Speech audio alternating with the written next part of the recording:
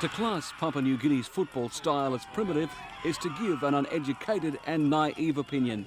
There's no doubt the game has come a long way from humble beginnings. The question is, how far?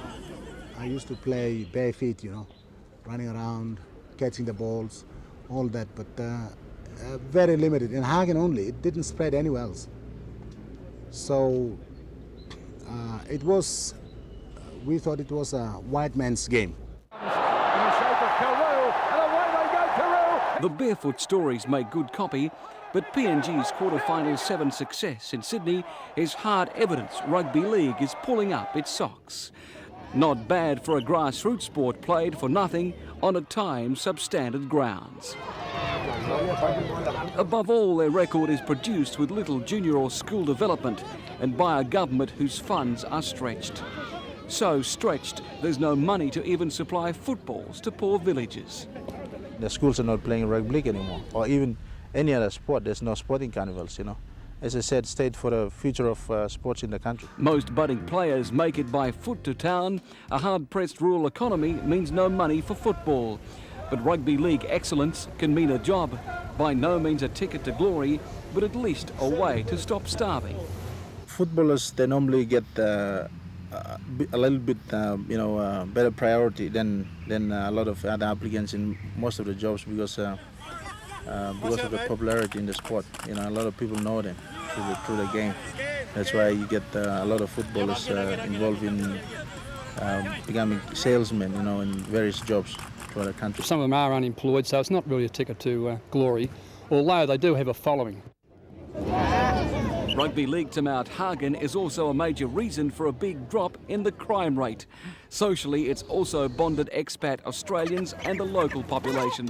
Playing rugby league has actually, solved a lot of law and order problems because through the sport, the players meet players from other tribes, and then they know each other, they mix around, socialize, and it helps a long way. Yeah.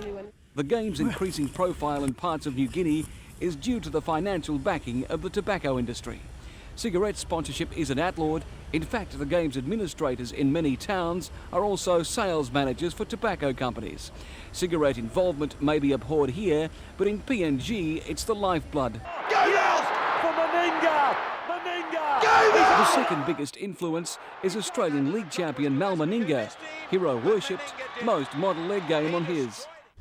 I started playing in 1993 after when I was in school, after watching videotapes of Mal Meninga playing in the Sydney League. I'm 28 and I would like to play against him before I can retire. And former Australian winger Kerry Boosted has made New Guinea the talent base for his North Queensland Cowboys. Boosted visits the country regularly, his mission to hand-pick the best available players. Yeah, we look at this as a fairly untapped sort of base. They've a lot of skills. The thing is that they're not professional, and I think that if we can turn them into more professional players and with a lot more discipline, we can tap some of those skills that they've got because they've got some fantastic outside backs, inside backs, and back rowers. The only place they probably lack a little bit is in size, and that's where they really fall down when they play sides like Australia. Maybe you could play for the North Queensland Cowboys. Very true, yes. Would you like that? I'd love to. Most experts cite a lack of training and skills as PNG's biggest drawbacks.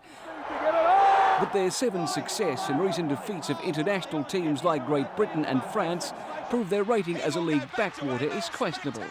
And now the locals say by the year 2000, maybe they'll even beat Australia. Most of us are natural, talented players. We give what we got to give. But if we are professional trained, I think we can beat them. There's no doubt about it. If we beat New Zealand and we beat the Pommies, we can beat Australia.